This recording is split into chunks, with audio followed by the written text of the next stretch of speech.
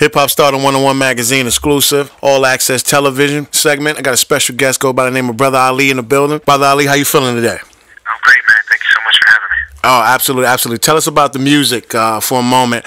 The message in the music. You definitely stand out as an artist, a musician, a premier artist.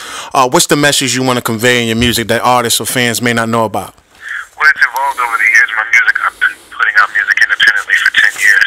Wow. And really heavily based on touring and performing and having that, one-to-one connection with the audience. Mm-hmm. So I do like a wide variety of stuff, everything from playing tiny little clubs in the middle of nowhere Wow. to, playing big festivals and on TV and everything in between. And it started out being really autobiographical in terms of what it was about, really just being about my life. But I have kind of a strange situation in life in that, I have a different kind of appearance and look being albino, and then was raised Christian half of my life and then became a Muslim when I was a kid. Half of my life I've been a Christian, half have been a Muslim. Wow. Come from a white family, raised in black neighborhoods. Very poor for half of my life. Have been okay, middle class for the other part, which feels rich when you've been in poverty. And then you learn that it's really not once you start having to pay those taxes and stuff. Wow. But so all of this stuff, kind of like grew and evolved from me being a kid just talking about my strange life to being grown and talking about more social and political kind of things. Questioning, well, why is it like this? Why in the most richest country with the most resources and everything in the world, why do we still have people that don't have access? And why do some people, get to have certain privileges that other ones don't have? And, why do some people have to feel a certain way about themselves and other people get to be free? So it turned into being more message-based. Wow. Wow. So stereotypes, do you go through them on a daily basis? How do people react to you? Because like you said, if someone was to go Google Brother Ali right now, they'd be like, what in the world? But if you listen to the music, it's deep. It gets deeper than, the outside shell. So do you go through ridicule and stereotypes? I mean, do that stuff still bother you right now in this phase of your career?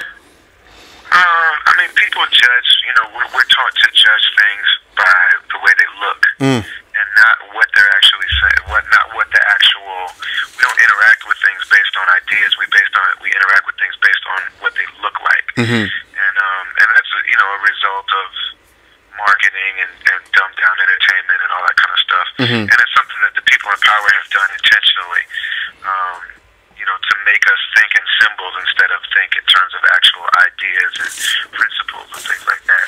So, yeah, when I was a kid, it was extraordinarily tough.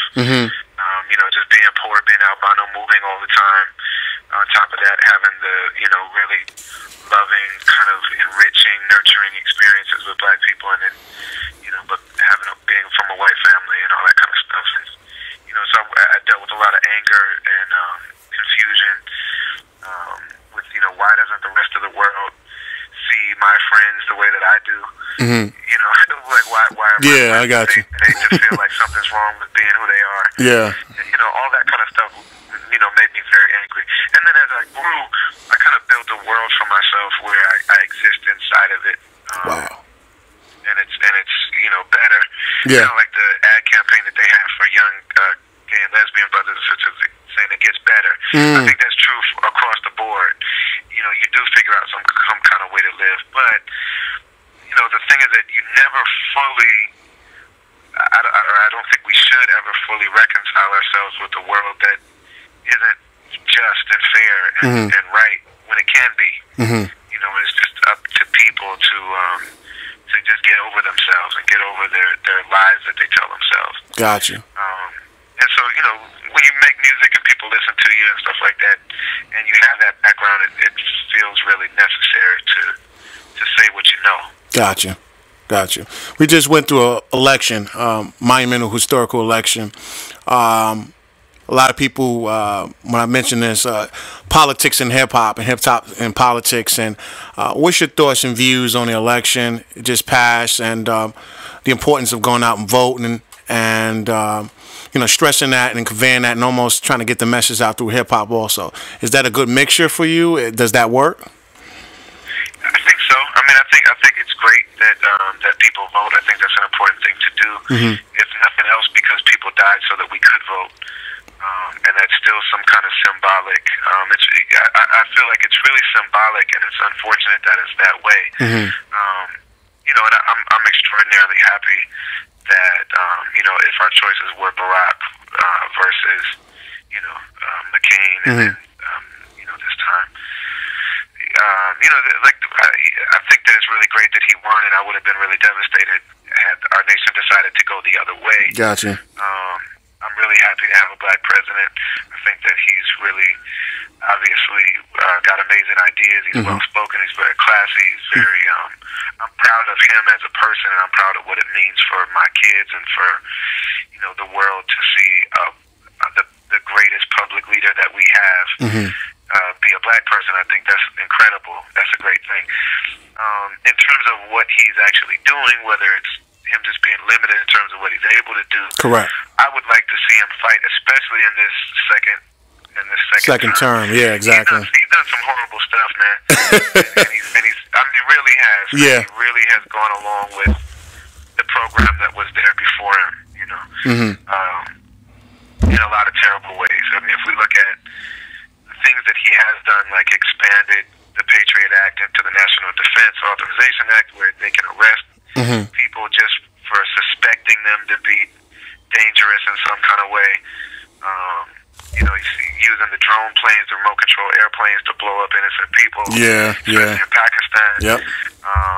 You know, the not ending the wars, bailing out the banks, bailing out Wall Street, not saying much or doing much about poor people.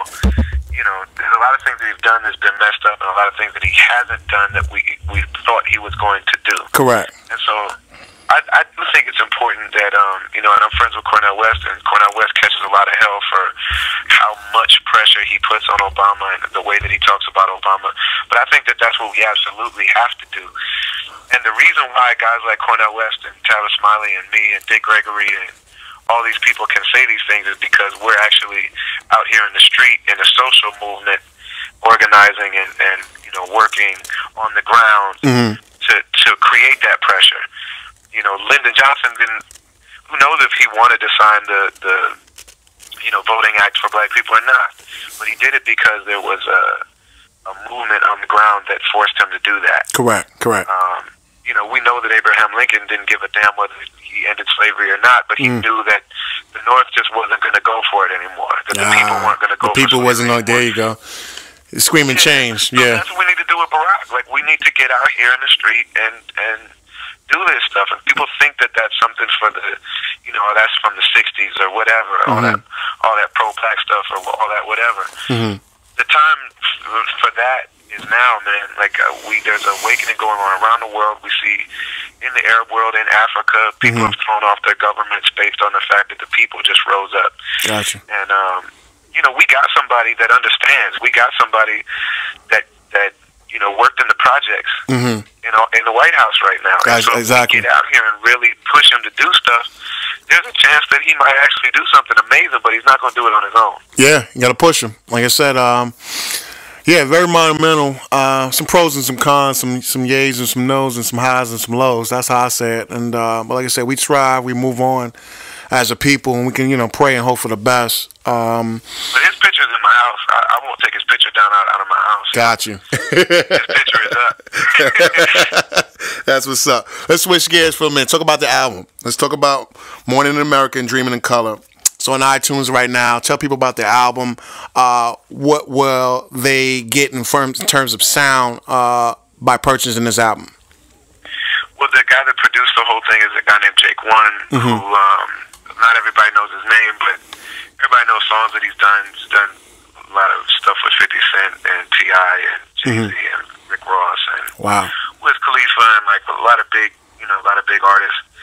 And for some reason, he wanted to work with a scrub like me, so, which is cool because this is my most political record, and people are just feel like they don't have time for all that. They want to hear all that. Yeah. So having a producer that makes it, you know, more commercial or more easy to listen to kind of beats helped a lot, I think.